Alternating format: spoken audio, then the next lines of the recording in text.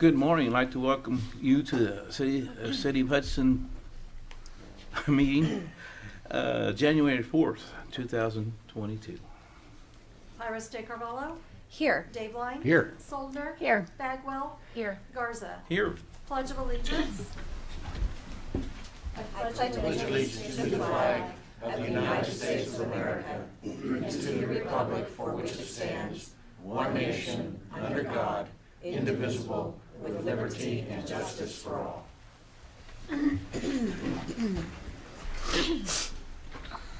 David DeBoich is going to From Park Place Christian Church. on Park Place Christian Church. Let's pray. Dear God, we thank you that you make all things new. We thank you for all that you've allowed into our lives this past year, the good along with the hard things, which have reminded us how much we need you and rely on your presence filling us every single day. We pray for your Spirit to lead us each step of this new year. We ask that you will guide our decisions and turn our hearts to deeply desire you above all else. This day, O God, as members of this city council comes together to conduct the business for our city, I ask you, O God, to be with them this day in any difficult decisions that they have to make for each and every one of us that reside in this community of Hutchinson. For each one that is gathered in this space, O God, for the work that they do in this community, I ask you to be with them this day, O God, in all that they do, to strive to make this community a loving and a caring and thriving community each and every day. Amen. Amen. Amen. Thank you. Item 4, administration of oath of office.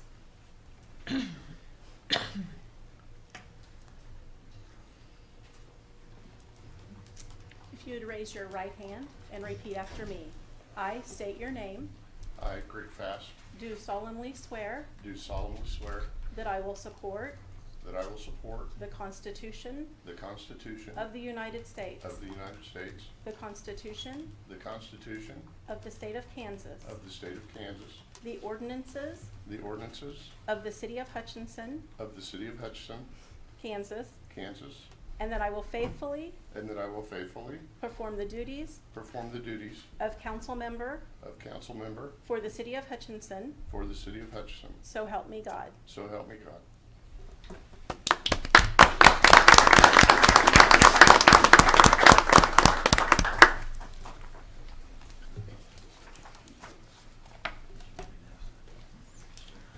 Please raise your right hand and repeat after me.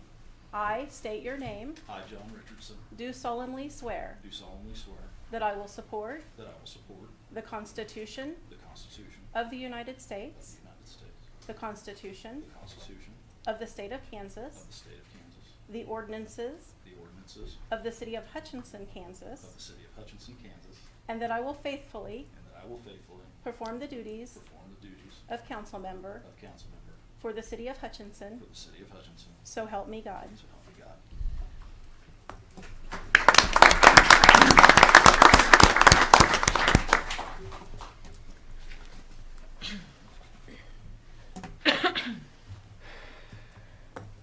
Need to come take your seats. Yeah. I was gonna say.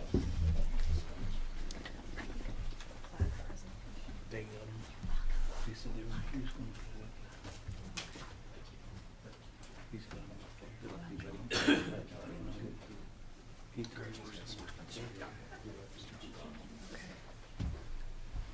Hello.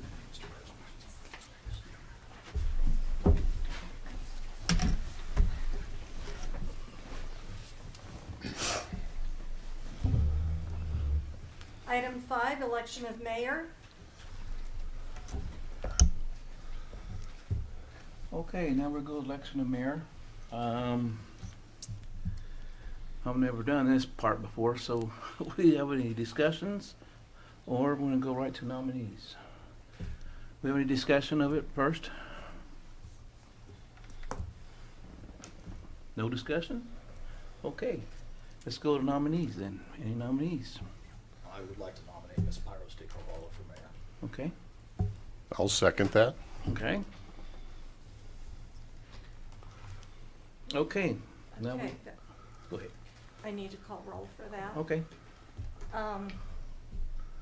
Garza, yes. Richardson, Yes. Bagwell, Yes. Fast, Yes. Pyros de Carvalho. Abstain. Okay, now election of vice mayor. Any discussion? All right, now we have nominees, please. I nominate John Richardson for vice mayor of the city of Hudson. Okay. Any others? Second. Okay.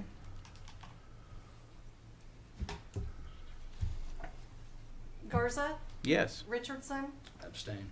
Bagwell, Yes. Fast, Yes. Pyros de Carvalho. Yes. Okay. I could swear you in, please. Okay. Should I go first? Okay.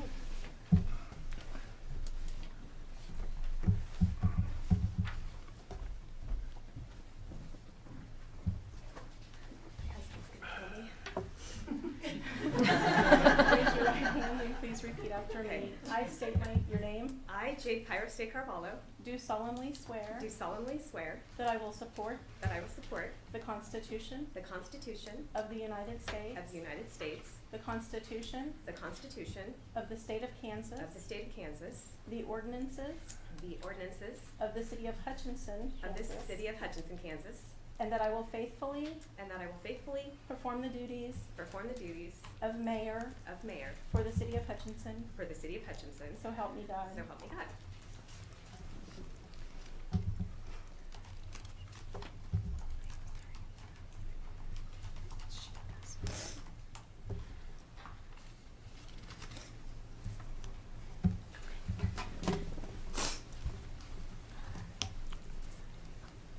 I'm so sorry I need to be on your nose.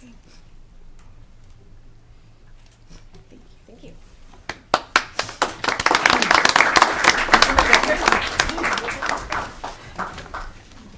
Can I just ditto what I did last time?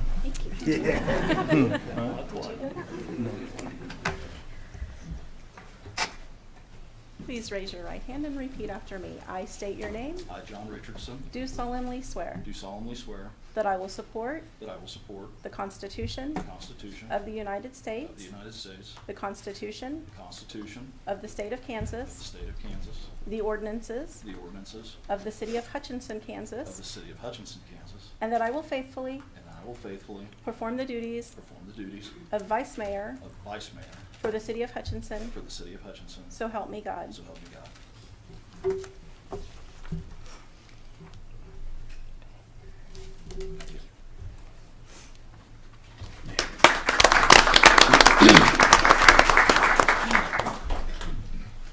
Do they take over now, right? Actually, we're gonna take a recess. Recess, all right. Thank Jesus. Hang on a second. All right. Do we still have our outgoing council members in the building? I sure hope so. All right. Mayor, if you'll indulge us. No, that's you. Well, I think, The new mayor, the old mayor, what? Sheila, Jay. okay. All right. Let's do this.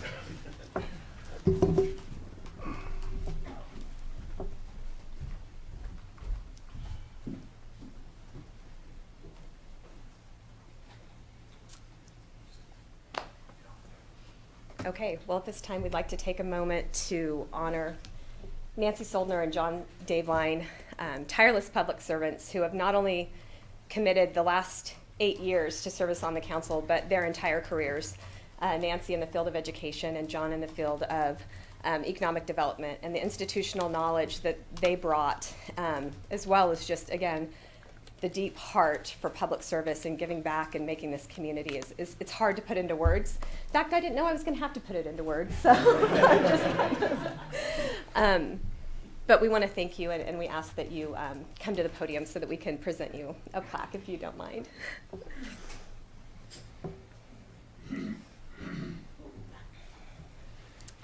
Actually, can I give you a hug first? Sure. Even in COVID times.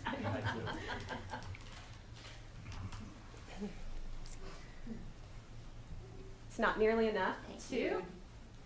recognize all you've done, but thank you very much. And did you want to say anything before we go to a reception in your honor? John talked. John stole my speech last week, so I really don't have that much to say, other than it's been an honor and a pleasure. I wish the new council well. I thank the staff for everything that they have done for all of us over the last 8 years and 9 months, Jade. Don't forget, we were manipulated by the state. Anyway, thank you. Goodbye.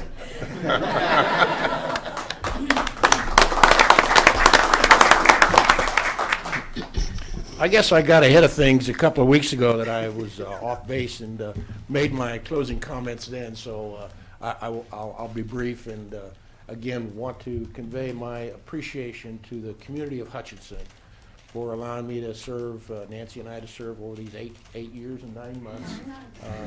It's been a terrific experience. I've had such a great relationship over my career here in Hutchinson with the city management, the city council, and I think we should be appreciative of the fine people and the great leadership that we have in this community. Wish the best to the new council, all of you. You got some major issues ahead of you, but I know you're up to the task, so do well, and we'll be watching. Not every time. So thank you again very much. Appreciate it.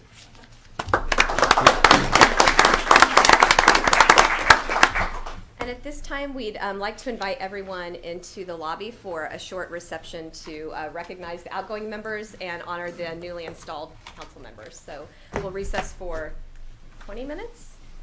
Okay, resume at 9:30. Thank you. Where's your water, John?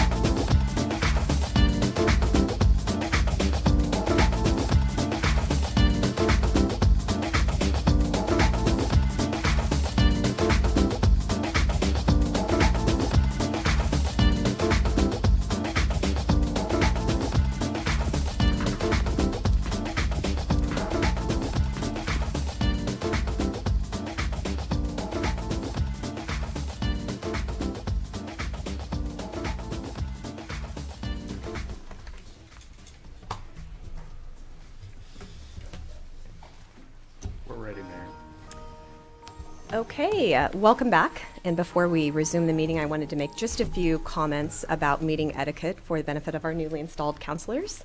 I know that you've probably watched meetings or come to meetings before, but you'll notice that we don't follow strict parliamentary procedures in the manner of Robert's Rules of Order. So you don't have to obtain permission to have the floor.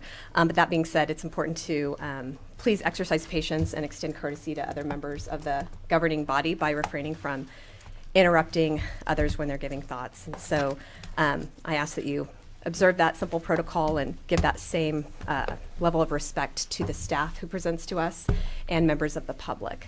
So with that in mind, please call the next item. Item 7, oral communications from the audience.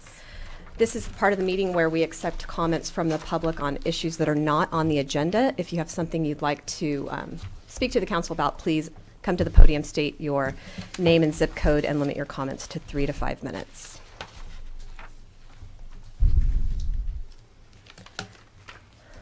Okay, hearing none, please call the next item. Item 8, consent agenda.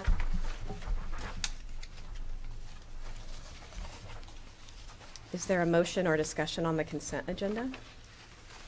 I only have one discussion, and it's just a comment from the public.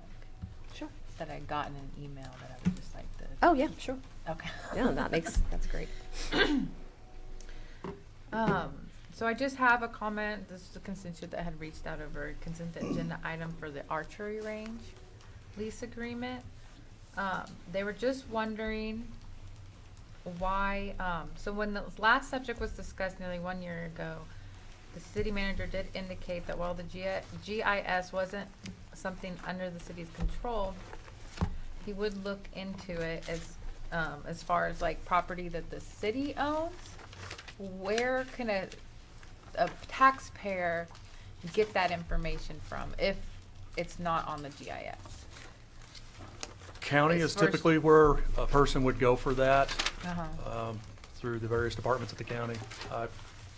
I don't even know what phone number to put them in touch with. I would encourage them to use the county website probably. Okay, because I know that he said that something, he doesn't get everything on there. So he just wants, so he was wondering, with the city's heavy reliance on the external studies and outside consultants, in its decision-making and planning process, transparency is of the utmost importance. Real estate holdings are an important part of the equation. To receive maximum impact from any study intended to inform our planning and future development, we as a community must be transparent. So he's just wondering to know, taxpayers deserve that transparency, and he feels that the information is not complete on the GIS maps for the Reno County.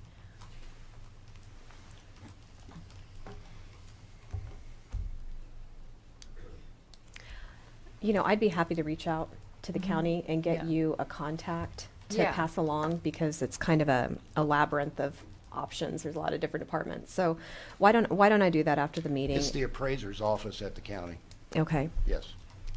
so And- just the appraisers. Yeah, and so then you just, but do they have the information in the public where you can just get online and look? Because I know there's parcel search, but does all of our stuff come up on the parcel search that we own? Yes, That's the question. yes. Okay. Okay.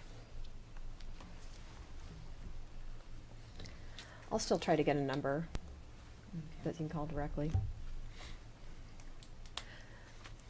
Other comments on the consent agenda or a motion? I motion we approve it. I second. Okay, we have a motion and a second. Is there further discussion? Hearing none, please call the roll. Garza, Yes. Fast, Yes. Bagwell, Yes. Richardson, Yes. Pyros de Carvalho. Yes, next item, please. Item 9A, consider request to amend the comprehensive plan land use map designation for 311 West Second. Good morning, members of the council. Ryan Beatlick, Director of Planning and Development with the city. Before you this morning are 2 items for a rezoning at 311 West 2nd Avenue. As a reminder, similar to what we did last month, typically when we do a rezoning, we also do a comprehensive plan amendment as well. And so the first item will be comprehensive plan amendment. That's where I'll talk about most of the meat of the item, and then we will move on to the rezoning. So for the first one, this is a request to amend the comprehensive plan designation for 311 West 2nd Avenue from industrial to commercial. The Planning Commission did recommend approval of this on December 14th with a vote of 7-0. So the applicant is HEIB and Associates at 507 North Whiteside Street. The property owner is also the same as the applicant. Here is just a picture of the property in question. It's this property right here in the middle with the pin on it. It's on the south side of West 2nd, kind of across the street and more to the north and east is the Hutchinson News. This is a property that had the Reno County Learning Center in it, as well as there is one of the buildings of the downtown self-storage property that's within there as well. So here is what the comprehensive plan land use map shows for the area. As you see, the area in question there is industrial. It's a little bit different because you see that there's quite a bit of commercial around it. You have some public and institution not too far to the east there. That's some Reno County Health Department property there. And then we're very, very close to the Central Business District there as well. So the main reason why this area is industrial is a combination of both the Hutchinson News, that is where their printing facility is, which is a industrial type use, and also the proximity to the railroad there. So, property in question once again is there in the middle, showing the zoning. It is zoned I-2 currently, with some C1 directly to the south and west of the property. Properties in blue are the properties that were notified under the requirement of that properties within 200 feet are notified. So here's just a picture of the property. As you can see, the building in the foreground there, that is the Reno County Learning Center. And then you do see some self-storage around the back and the side of the property. The actual project in question is that building in the forefront there, the Reno County Learning Center. So the reason for this rezoning is that currently, as I mentioned, it was the Reno County Learning Center. Those were classrooms that were in the building. What is being proposed is that Horizons Mental Health is looking to utilize this building for some overnight observation rooms for some of their clients that are in maybe a crisis situation. So because of that, it would be considered what we call like a transient accommodations, and that is not a permitted use currently in our I-2 zoning district. So because of that, that is why there is the proposal to rezone this property. These would all have the proper egress windows. This has been reviewed by the building official to ensure that all of those items are met. As I said, there's no medical equipment, nothing like that. This is strictly more for observation of their clients that might be in the middle of a crisis type situation. So the Development Review Committee did meet on this on November 16th. There were no comments that were made regarding the subject of the case. Public comments, we did send out a mailed notice, put the notice in the Hutchinson News and post the sign. We did not receive any comments either. So the three things that council will need to look at in order to do a comprehensive plan amendment is, does the development proposal conform with the spirit and intent of the 2017 through 2037 comprehensive plan? Number two, does the development proposal promote the health, safety, morals, order, convenience, prosperity, and general welfare of the community? And number three, does the development proposal represent a wise and efficient use of public funds? Staff has done an analysis of that in your report and is happy to answer any questions that you may have.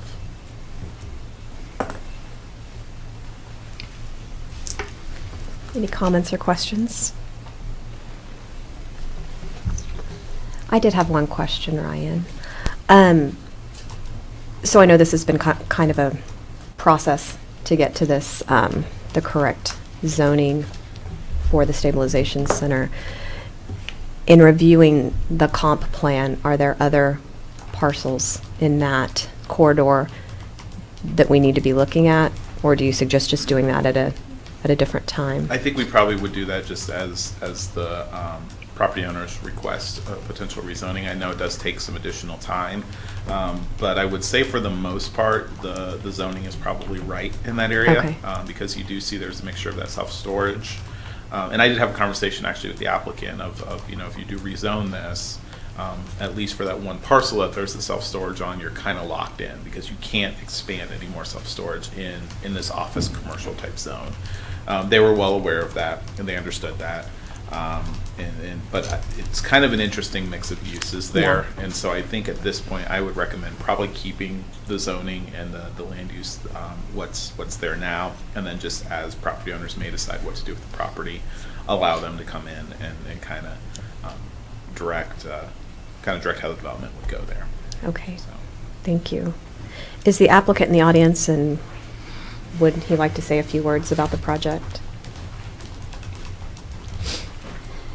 Well, I feel fortunate to be the first one to bring something to the city commission to get approved. So other than that, welcome to the new commissioners, and I'm looking forward to seeing the change. So that being said, Horizons contacted me, and we're looking for some space.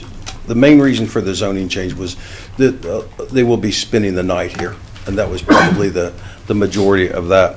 What we're mainly doing is adding 4 sleeping rooms, ADA shower, egress windows, and a fire sprinkler system in that area. The people that stay there overnight, they will be supervised, so there will always be someone on side with them. Other than that, if you have any questions, I'm happy to answer them. But I think that planning's done a good job of laying out the facts. So. Thank you, Jim. I'm excited for this project. It's something that will be good for our community. The location was good. Yeah, and it's in very close proximity to the Yes. Reno County Youth Shelters, which Yes. has similar overnight use, so I think it's a Good. good fit, so. Anything else I could answer for you today?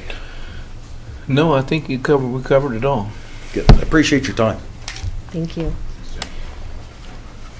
Are there additional comments from the council or anyone in the audience?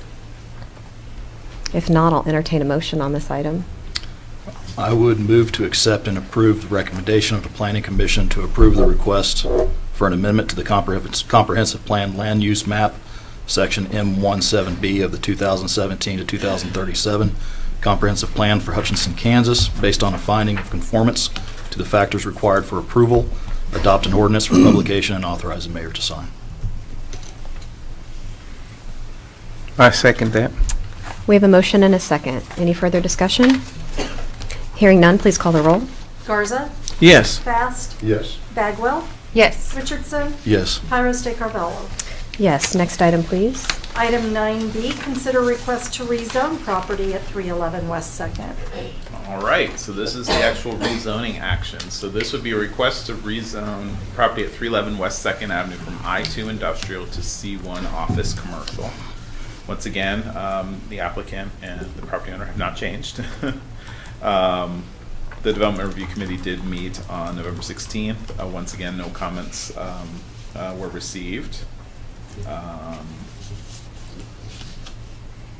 The factors of approval that must be considered by, or that were considered by the Planning Commission and must be considered by the City Council for a rezoning are the character of the neighborhood, the current zoning and uses of the nearby property, the suitability of the property for the proposed use as presently zoned, the extent of detrimental effects to nearby properties if the application were approved, the length of time that the property has remained vacant prior to the submittal of the application. In this case, it's really non-actable, that this is a active property.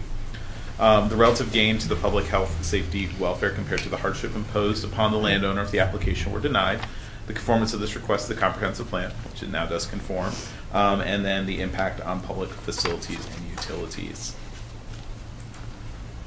Again, staff did not receive any comments on this one, and staff is happy to answer any questions you may have about the rezoning of this property.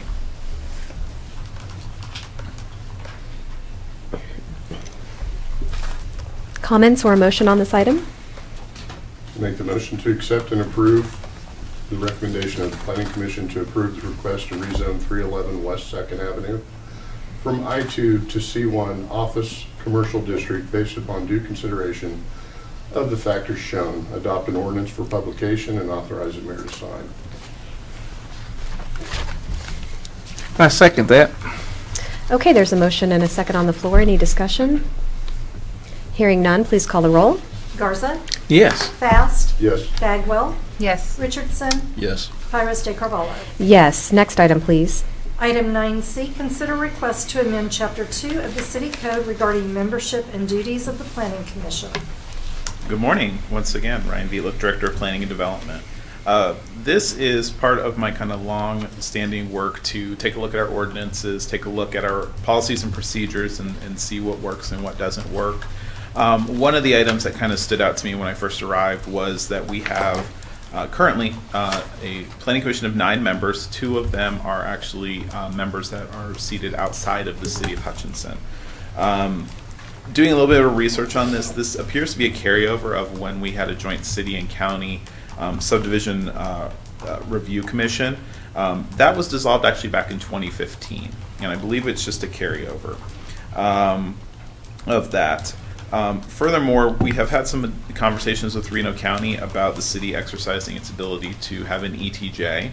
An ETJ is an extraterritorial jurisdiction. Under Kansas law, there's several things that the city can regulate outside of our boundaries, including zoning, subdivision, floodplain, things like that. Because the county has zoning within the boundaries of the city, the county also has subdivision authority, and the county also exercises floodplain ordinances.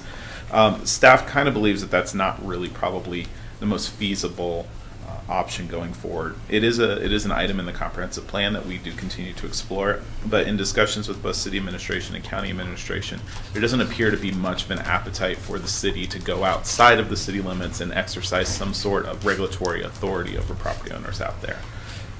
Staff believes probably the best option for us moving forward is for us to look at probably doing a targeted annexation plan. In my opinion, and in my experience, ETJs work really well when you have communities that are really rapidly growing and you have kind of boundary disputes and things like that, like you might see up in Johnson County. We don't really have that here. And so for that reason, having 20% of our, or a little bit more than 20% of our planning commission that has folks from outside of the city limits, I believe kind of puts an unfair representation out there. And so, for all of those reasons, staff is proposing that we would amend the city code to go back to a 7-person planning commission. Those members would all be located from within the city. We would no longer have any outside city jurisdiction or representation on the planning commission. Another reason that we think this is a good idea is because we do have an area of influence that we work with the county. The county notifies us of projects that are within that area of influence. We are able to make comments, and if it's a kind of an adverse comment, then it does require a supermajority of approval from the county commission. And so the city does have some ability to make sure that we're not getting things that are right on our border that might be detrimental to the residents of this city, or that may become planning issues in the future or zoning issues in the future if we ever do annex said property. And so we do believe that we have several safeguards in place that do allow for us to still monitor kind of development and ensure that that we're all kind of working together. So for that reason, staff does recommend amending sections 2501 and 2504 of the Hutchinson City Code to have it so that we have 7 members. With that, staff is happy to answer questions you all may have. Questions or comments?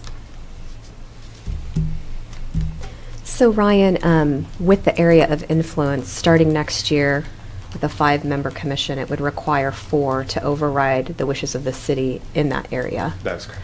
Which kind of functions like an ETJ. Yes, it does. It's less secure with a 3-person commission, Yes. but. Mm-hmm. And it's a little less burdensome to the property owners because, I mean, there's a wide menu of things that a city could do with an ETJ, all the way up to actually doing zoning for it. And that's a difficult conversation to have with the property owner of why is the city of Hutchinson coming in and telling me what to do when I don't even live in the city. The other fact, as I mentioned, is that the county does have some limited zoning, and it does, most of the zoning is actually around Hutchinson. So there is a little bit of growth control and development control already there. So, so yeah, we believe this is a good compromise and allows the residents of the city to actually have a voice on the planning commission. Thank you. Any comments or a motion? I agree with this, and I would make a motion if you would allow it. Mm-hmm. I move to accept and approve an ordinance amending sections 2501 and 2504 of Chapter 2, Administration of the Code of the City of Hutchinson, and authorize the mayor to sign. I second that. Okay, motion and second. Comments? Hearing none, please call the roll. Garza. Yes. Fast. Yes. Bagwell. Yes. Richardson. Yes. Pyrus Carvalho. Yes, next item, please. Item 10A, consider change order number 1 for drainage repair project. Good morning, Mayor and City Council. Jeff Peterson, Director of Engineering. Today, we have a change order for the drainage repair project. This project was originally approved in October of this year, and it included curb and gutter repairs in the areas of the residential and the arterial street project, as well as repairs to the street at Fire Station number 3. At that time, I had indicated that I'd bring back a change order because the drainage repair portion was under the $100,000 available funding for this, since we had some pretty favorable bids at the time. So one portion of this change order addresses this by increasing the amount of repairs by $31,818, getting closer to the $100,000 budgeted for this, these repairs that are in our street projects. In addition to that, the airport also it came to light that there's some repairs that needed to be done on the Midwest Malibu taxiway, and there's really the area of that, and then also I have, this isn't very well shown, but it just shows they get their pavement or their surfaces evaluated every few years, and back in 2017 this area is reasonably poor level, so it requires some repairs to it. So we had discussed this with Procon Construction, and they had indicated that they would honor the unit prices that we have for the drainage repair project to do some of those repairs out there. And that the cost would be about $20,337.50. Peter at the airport had indicated they have about $25,000 in funding to complete these repairs. So with that, I would recommend that the council approve change order number 1 in the amount of, it says I think $42,000 in the agenda, but it's $52,155.80 with Procon Construction, which brings the total contract cost for the drainage repair project to $245,926.50. So are there any questions with respect to this? Yeah, I got a question. He says he got $25,000, right? Plus or minus, I think. Okay. Does that, he'll use that and it will bring this down a little bit more, just a little bit, or what? Say that again? Will he use that $25,000 and will it bring it down a little bit on the 200,045? Well, no, the amounts associated with the airports are about $20,000, a little over $20,000. That portion will be paid out of the airport. I got you. Funding. Understand. So, thank you. Sorry, Steve. Right.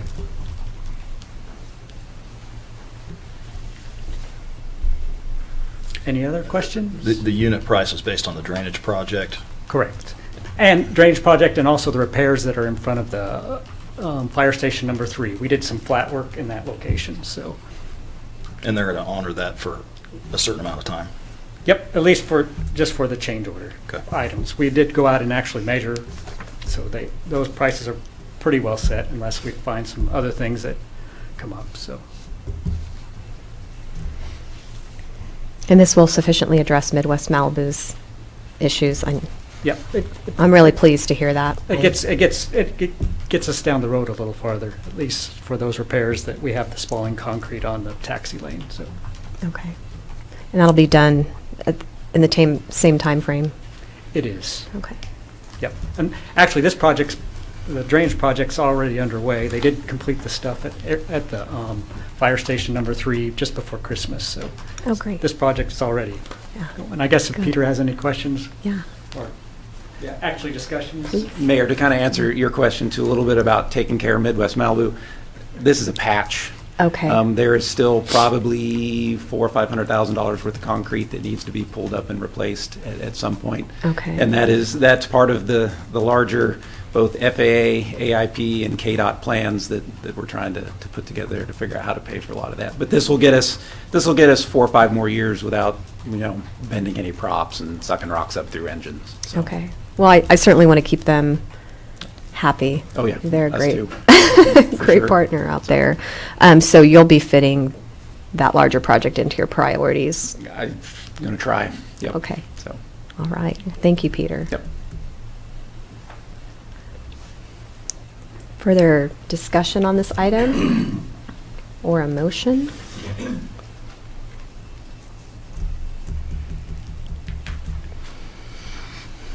If they're honoring their unit pricing and we're in winter, which it costs more for concrete work in winter, I think it's a pretty decent deal if they're honoring that unit pricing. So I would move to approve change order number 1 for the 2022 drainage repair contract with Procon Construction for $52,155.80, bringing the total contract to $245,926.50, and authorize the mayor to sign any necessary documents. I second that. Okay, motion and a second. Further discussion? Hearing none, please call the roll. Garza, Yes. Fast, Yes. Bagwell, Yes. Richardson, Yes. Pyrostechnic. Yes, next item, please. Item 10B, consider bison viewing project for the Hutchinson Zoo.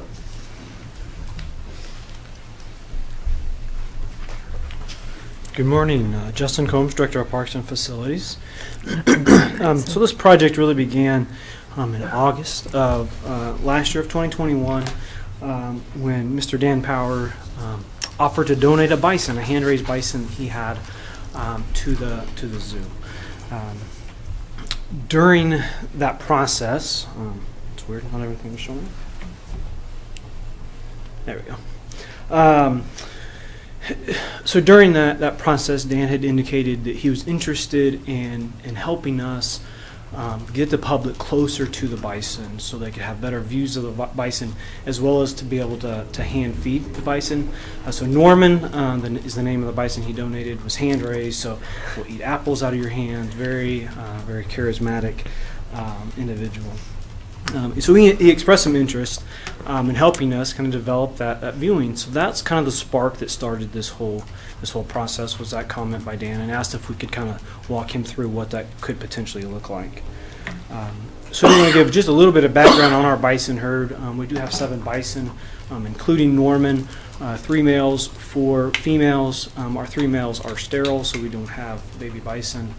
Unfortunately, as much fun as I'd be. You can see our latest bison joined us in August. This also, our next planned CIP exhibit for the zoo is a prairie exhibit, so this is right in line with the future plans. And this exhibit has been designed to be expanded if we get to the point that we can do a prairie exhibit. This would also provide better viewing for the pronghorn and the deer that are also out along Blanchard. So this image down below, let me grab my laser pointer here. So this is where the bison currently are on the back side of this groundwater pond. This square here is where our white-tailed deer and pronghorn are. So the majority of the zoo then is in this area here. The next image is the same view, just an aerial photograph. So our bison are located out here in this pasture here. Our deer and pronghorn are here, and then this is obviously the zoo proper. This was taken during construction of the otter exhibit. So there's the otter exhibit. And the project that we have the federal grant for, the nature play, then will be kind of in this zone here. So I do want to call your attention to this tree that I'm circling here. It will show up in the next photograph to kind of show you, or the next image to kind of show you where this viewing, where we're thinking this viewing will go. So we did work with PEC, their landscape architect out of Wichita, to help us do some high-level conceptual drawings, as well as some cost estimating for this project. So that tree I just circled is this same tree right here. So this is kind of the corner edge of the pond that we just saw on the previous slide. So to orientate you, this sidewalk would lead you towards the otter exhibit and the nature play. We would have a viewing here to provide good viewing of the deer and pronghorn. And there'd be a sidewalk along the edge of that fence. Again, another opportunity to view pronghorn and deer, as well as this boardwalk, this elevated boardwalk. So because this is a groundwater pond, it does come up and down as the groundwater level changes. And so this area can be dry sometimes, could also be underwater sometimes. So we wanted to provide a boardwalk across that. And this is also showing a dock that would be something down the road. We'd like to put a dock in the pond, so maybe we could do paddle boats or something like that. Maybe we could use the pond for our zoo guests. But ultimately, it ends up in this round area, which is the viewing. And then we have a fence here with some sort of gating system, and I'll show you some better pictures of that, that would allow supervised feeding of the bison, as well as potentially some hoof trimming. I believe we'd be the only zoo in the country that could do hoof trimming as a public kind of display or exposition. Excuse me. So here's just a view as you would walk up through this exhibit. So this is the raised boardwalk. This is the fence or the sidewalk along the existing deer and pronghorn. So the bison would be back here in the distance. Similar view as you walk up. So the deer would be to your right, and this would be as you walk towards the bison. So this would be the primary viewing for the bison. So this steel fencing or gating system here would be designed where the top half could open, maybe one or two panels could open. So when it's supervised by a volunteer or zoo staff, we could open that and we could hand feed the bison through that, as well as the bottom portion could also come open separately. So we'd keep the top closed, open the bottom, and then do some hoof trimming demonstrations there as well. There will be a secondary fence. So right now, in this image, this kid could just stick his hand out here.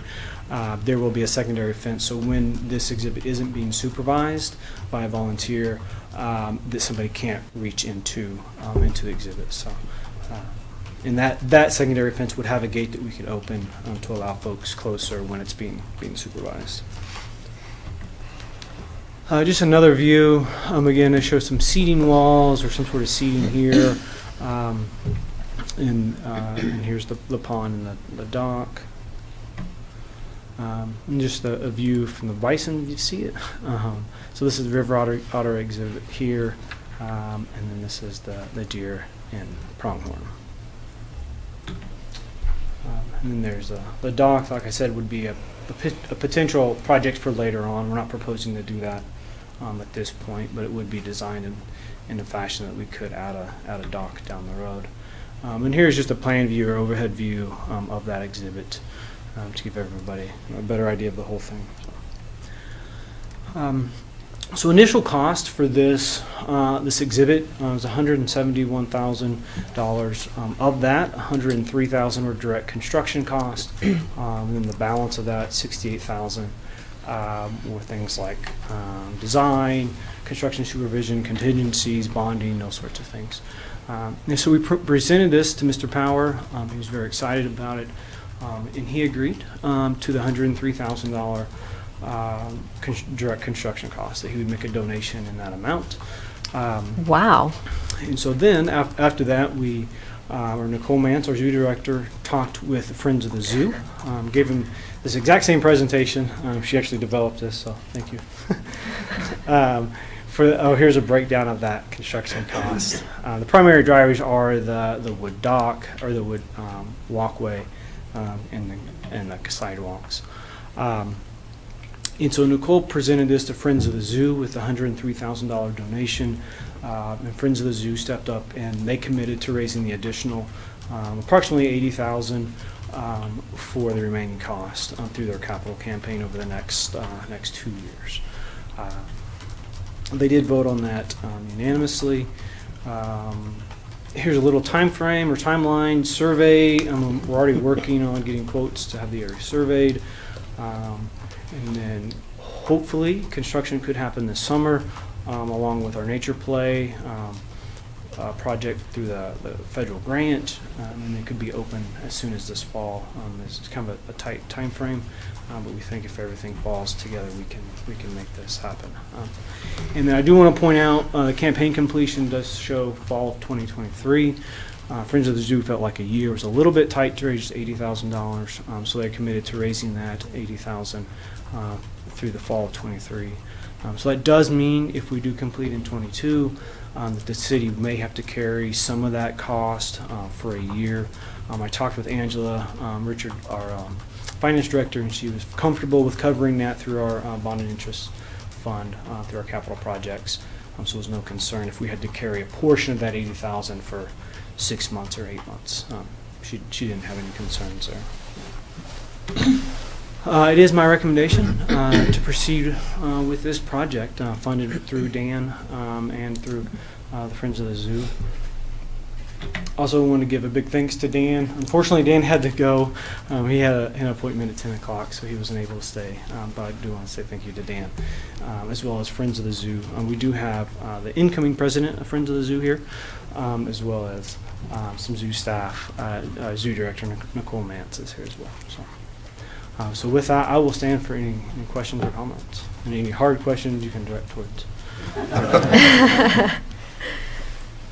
So there was some stuff like is the dock the only thing that's not included, or are there other stuff that's in those images that are not included with the project? This one's probably the easiest to understand. So this was the very first shot at the conceptual. So there are some things in this drawing that are not included that we cut for cost reasons. So this shows a third sidewalk that we didn't feel like we needed a third sidewalk. So this kind of centerpiece is not there. So it's just a sidewalk along the fence or this across the pond marshy area. We're also, we eliminated any of the electrical and lights that would go in this. This is something we can do in-house over time. With the recent upgrades to the electrical system at the zoo, we have plenty of capacity to add on. We ended up buying a few extra the lighted bollards that are out at the zoo now, so we already have some stock of some fixtures we can put out for this exhibit. We also took out some of the landscaping that was in the original estimate. Those are things we can do in-house. This area is really, it's got a lot of nice mature trees, so there's not a lot of landscaping that's going to be involved with this project anyway. So we did cut a few things out to try to get the price down. Our original estimates were over $200,000. Yeah. What are the long-term expenses? So long-term expenses, with this would be so obviously maintenance of the exhibit itself. So the sidewalk, which would be concrete, so relatively maintenance-free. The boardwalk, which isn't designed yet, depending on the material, there could be some maintenance on that boardwalk. Why would the concrete be maintenance-free? Won't be 100% maintenance-free, but generally we do 5-inch reinforced concrete, which tends to hold up for a very long time. There's not going to be traffic, vehicles, or anything going over this, so it'll be very light loads on the concrete. The bison are already animals in our collection, so we're already feeding them, or already caring for them, so there's no additional staff time for the care of the animals. What about the exhibit?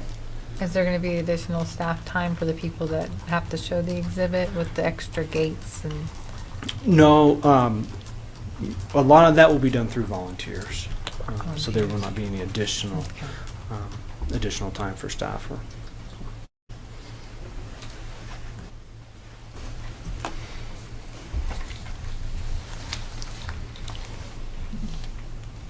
Does the president of the board have anything to say about this project? If so, we'd love to invite you to the podium and hear more about your plans. Well, good to meet you all. I've never, been to a city council member meeting, so it's wonderful to meet you all and be here.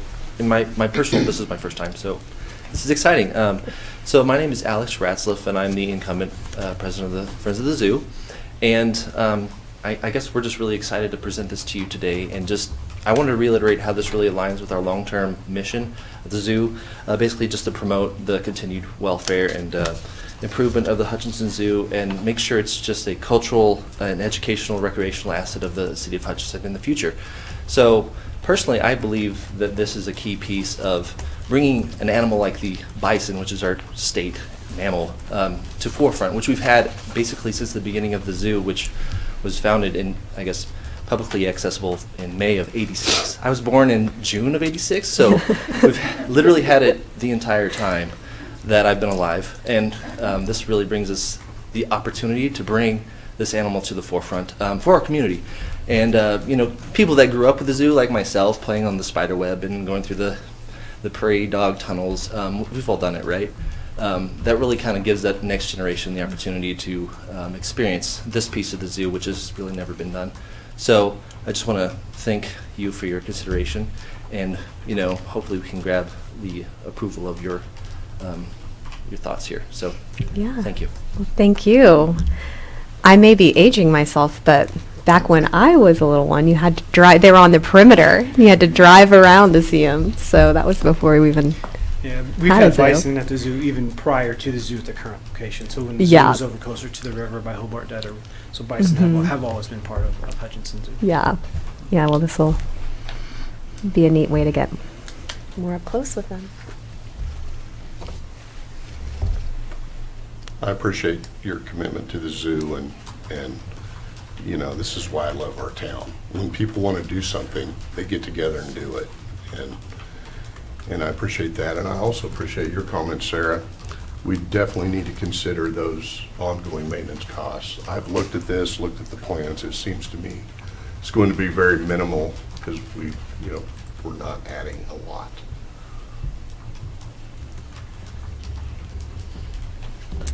Are there further comments or questions for the staff or others in attendance?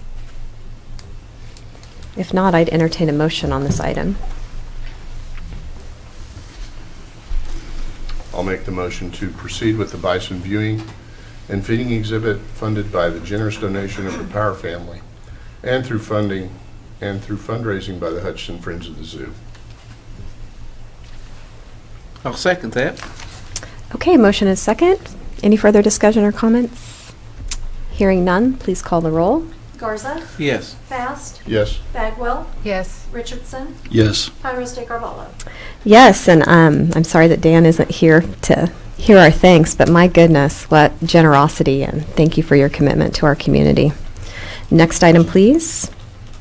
Item 11, report of city officials. Okay, we'll begin with you, Mr. Garza. Well, thank you, Jade. I'd like to first of all say thank you to the commission, thank you to the people, to the citizens of Hudson. For me, I'm my mayor. They were very supportive of me. I appreciate that. When I walked around and talked to everybody, they were very, very supported. I think that we have a good council, and we're going to go a long ways on this. So just help support the council, and when they come come over and talk to you, I hope they do that. Go out and talk to people like I do. You'll find that our citizens are very interested in the council, interested in what's going on. So that I'd like to thank the city of Hudson for giving me the opportunity to be a mayor. At first I was kind of scared, but I'm kind of calmed down now. You can't tell. So other than that, I went to Christmas Day. I was driving around, and I come upon a water maintenance crew working on Christmas Day at nighttime. And my wife, she said, and I was driving. It was over there by the Ken's Pizza. And I started driving over there. My wife said, "What are you doing?" I said, "Well, there's the employees that work here." So I got out of my truck and walked over there and told them Merry Christmas and told them I really appreciate them coming out on their day of holiday out there, and they really appreciate that. So whenever we have to thank our city employees for going out there and doing their job. And that's their job. I understand that. But every once in a while, thanks from a citizen that and they were happy to hear from me. I was coming up, and that's our mayor, and that made me kind of feel good. But anyway, I want to thank those poor guys that were out there working in the cold, in the rain that night on Christmas Day. Also, when you get up here to be a council member, especially you want to talk, a lot of things go through your head.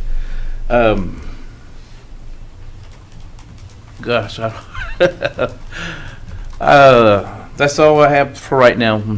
Thank you, sir. Naomi, Jade. Thank you. What about you, Greg? You have any comments? I just would like to thank the folks of the city for electing me. I will do my best to make sure that your voices are heard, be transparent. I also would like to thank you, Justin and Peter.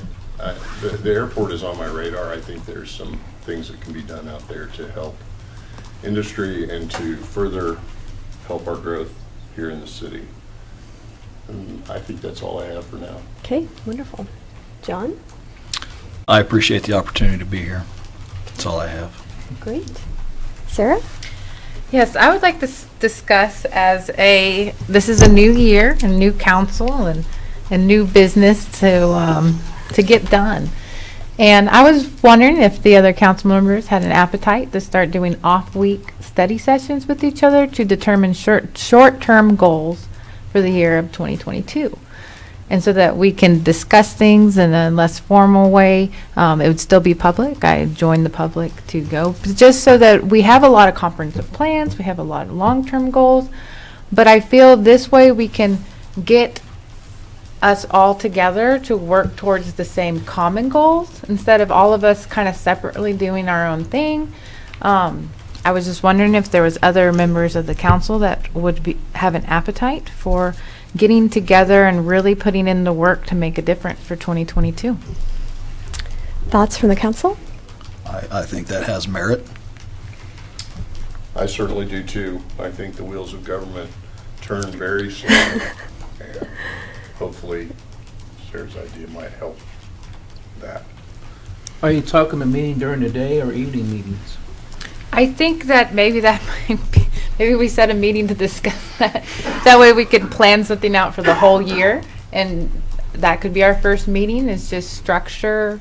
So maybe we just start with a meeting that's not really going to put, if it's going to be evenings, but maybe that would be our first meeting of getting together and seeing where we all stand, and that way we can see what we all majority agree on and actually get some short-term goals done.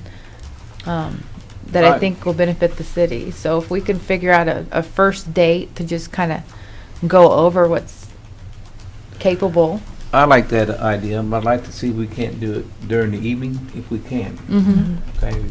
I would prefer evenings too, like 5:30 to 7:30 on Thursdays. No kidding. Well, it sounds like there's some consensus, but Jeff, I'd like to ask you if you feel like that's going to be, is that going to be doable for staff? And what are your thoughts there? Well, let me offer this. What a lot of cities do in this situation, there's nothing statutory that says you have to meet at a certain time. There are some rules as to how you conduct those meetings. But a lot of cities have good success with adding those either to the front or the back side of the already established meeting schedule. A lot of cities do it that way merely because of convenience for staff, but also the elected officials. I know that probably varies across the group. If that's the will of the governing body, we'll certainly make sure it happens. I think cost implications would probably be minimal as far as overtime and things like that. We do have some items that we want to meet with you all on as far as discussion items. And typically, as a past practice, we've waited for those occasions so we don't burn you out. If there's a need for discussion on particular items where we might need a little guidance, we generally come to you and ask, hey, we need a work session if you can, see if we can work it in. But as far as an ongoing schedule, there's probably enough items we could throw at that to keep everybody busy for a long time. And is that something that we would have staff availability to stream like we do the meetings? Or would that be reserved to options that were prior or after currently scheduled meetings? I would have to, I'd have to check with staff a little bit to see what that would require, because I know we're stretched a little thin on that even during prime daytime hours. Okay. I was hoping if we could have a room that has like a whiteboard. Do we have a big, like a office with a whiteboard? So we can think tank type of meeting? If you recall the last work session that we had, or one of the last, we did it 15 feet to our east, and that room is really good at accommodating that sort of meeting. It's not so good at accommodating the public. But it is ADA compliant, and if it's just a work session, I suspect that would probably be our best resource here under this roof. Well, I'm certainly in favor of additional meetings, especially as we, enter the city's 150th year, and we've got a lot of things on our plate between the atrium and the landmark, and a lot of items to discuss. I just want to make sure we're observing as great of transparency as we can to the public. So, Well, is the idea of this to kind of task each of us individually on bird dogging certain subjects and then coming back as a group and saying, well, instead of two of us independently working on the same thing and wasting one person's time, what's to stop us from meeting at 8:30 before our normally scheduled city council meetings to just get together to go over what we've learned before we actually have the city council meeting? Is there anything stopping us from doing that? no, it's really consensus of the council. Yeah. And again, with respect to staff time, because we don't want to add a lot of additional cost in preparing for additional meetings. I just feel that if we can all figure out what some short-term goals that we all have unique skill sets. So if we're able to communicate with each other and utilize the different skill sets between each of us, I think we can start accomplishing things at a little faster pace. And so that would be my main reason for wanting these, is let's utilize John and his capabilities for going in and looking at some of our codes, and this could be something he can do on his own time, and then he can present it to us in study sessions and get us on board. I can look at some budget items or like come back and say, what does this budget look like? So we can I can start presenting some financial information, because that would be my skill set. Steve might have things that he's kind of been in the works and talking to people with as far as, public relation. And it just kind of like using each one of our skill sets to better serve the community as in a directed whole. I feel that my time on the council, since I've been here, I feel like we get information a little too late. And I feel like we make decisions on things with very little scope and time. So I would like to have the study session meetings. I would like to utilize each one of our skill sets for the betterment of the city, and on top of it, talk about a pipeline Google Doc so that we know things as they're happening. Like I didn't know about the zoo thing until Thursday, but obviously it's been in the works since June, right? So I think that it's just a little bit of having the ability and the tool sets and the utilizing each one of our skill sets so that we can actually turn the wheel a little bit faster. That would be my hope. Well, Jeff, would you be comfortable with pulling the council on some different options that work both well for your staff and both well for all of us, and getting back to us on a recommendation for when we can meet more? We even have a couple topics that would probably be time sensitive enough to warrant some discussion too. What a lot of places also do, and it typically arises because you have a docket, an agenda that starts taking longer than it used to take. A 2-hour meeting becomes an 8-hour meeting, and a lot of places realize that they can probably shorten that up, the formal meeting part of it, by having a work session in advance of the meeting. This does make some efficiency, but it can also be perplexing to the public when they see a super complex item come before you for formal action and everyone votes on it and it's approved in less than 90 seconds. When in the ordinary context of discussion, you might have that maybe a 30 or 40 minute conversation in a regular meeting session. So, Jade, I agree that some level of, preservation of public interest be adhered to with that process. So we'll definitely look at that and we'll poll you all. Great. I think it's a fantastic point, Sarah, especially with 2 new members and really better understanding people's priorities and where we can kind of compromise to make progress. That's an excellent recommendation. Do you have other items? No. Okay, I had just a few things. Wanted to wish everyone a happy new year and a big welcome to our new members. Looking forward to working with you. Again, deep thanks to Nancy Soldner and John Daveline. I hope you stay plugged into public service in some respect in the city. Also, thank you for allowing me the opportunity and the honor to serve as mayor again this year. I look forward to helping out in whatever way I can. So I encourage the public to reach out to me if you need anything. My cell phone number is on the city website, and that works better than Facebook messaging. The last thing I wanted to remind people of is Martin Luther King Day is Monday, May 17th, so that will be before our next meeting, so be on the lookout for community celebrations around that holiday. That's typically done. No, I said, oh, did I say May? You said May for some reason. I meant, because I was looking at MLK Day, Monday, January 17th. Yeah, so not this next Monday, but the following. Thank you.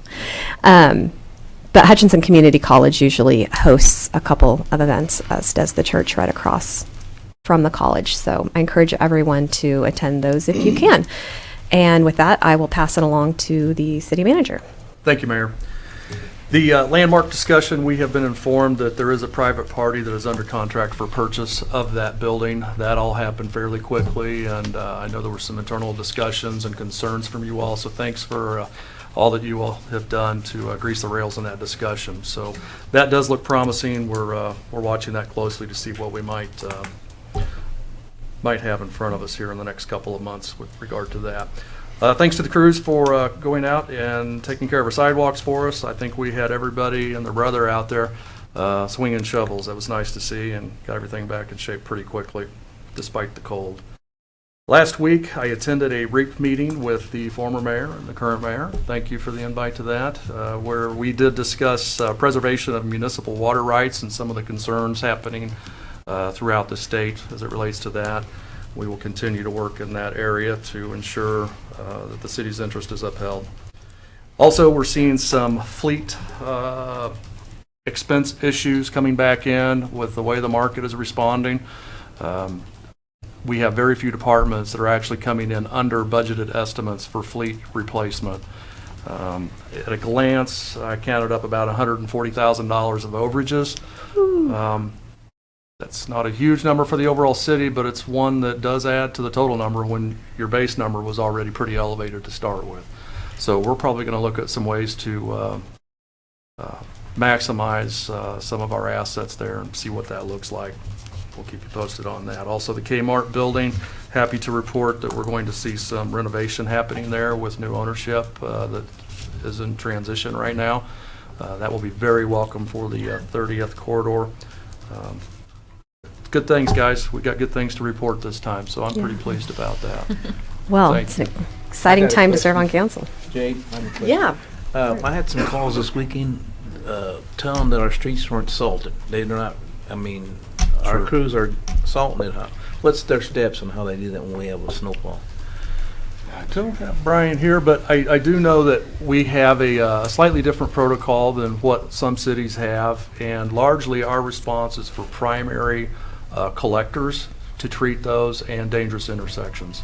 So residential streets, at least in a snowfall as small as this one, no. If it was an 8 or 10 inch snow event, absolutely, we'd be out there clearing the path for services. Yeah. Is there a number for people can call or? Yes. Okay. On the city's website, they can access us through that. It's probably the easiest, and it would be the Public Works Department. At any time of night or only between 8 and 5? Or what? During the business hours. I think they've got those on the website as well, the office hours. Yeah, but they do have an answer line also that they can leave messages on. Okay. Yeah. Thank you. Yeah, and the reason for that, it's a budget implication that's a pretty significant one. Obviously, every time you clear every single city street, that's a pretty significant expense, not only in manpower, but in salt and fuel and equipment, everything else you would certainly know. So that's the reason why most cities kind of custom tailor the response to snow events. Some of them set them at a certain minimum of inches of snow. So if you have 3 inches or better, a response might be triggered that would be different than just a small burst of snow like we recently had. Okay, thank you. Now, Jeff, I do believe that we do residential streets around schools and long-term care facilities, don't we? Yeah, I believe that's right. Yeah, it's our snow response program. I think it covers 9 pages. And Yeah. it's pretty specific. So, Mayor, I Yeah. think you're right. I know that my neighborhood does not get a snow response. Yeah, And it's, same. It's a residential subdivision, which is not unlike a lot of others. But yeah, Yeah. that's right. Okay. Thank you. Well, big thanks to city staff for doing that tough work. Can you give me an idea of how long we need to motion to recess into executive session? Okay. And Mayor, we have another item we would like to add with the governing body's indulgence to the executive session discussion. And I think Paul's got the verbiage on that. And for everyone's benefit, we can only do one subject during an executive session, so what will happen is, we'll do this executive session that is in the agenda, and we'll do that probably till 11 o'clock. We will return to the council chambers to recess into executive session for a second term, which will be involving the Reno County Sheriff's Office and the operations of the city of Hutchinson that is under attorney-client privilege. And I'll give you the exact motion when we come back out to have that executive session. We'll be sure and announce that for the members of the media that are present so that they are aware as well. But we only do one at a time, and then we come back and resume, and then recess into executive session for that. So it's just the first one at this time, and I think 30 minutes. I see Tom back there, so if you do it till 11 a.m., that should get us. 11:05? Okay, 11:05, because we may need a short recess before that recess. Can I get a motion to recess into executive session until 11:05? Motion to recess into executive session till 11:05. I'll second that. Okay. Can you please call the roll? Yes. Sorry. Garza? Yes. Fast? Yes. Bagwell? Yes. Richardson? Yes. Iris Staker-Hall. Yes.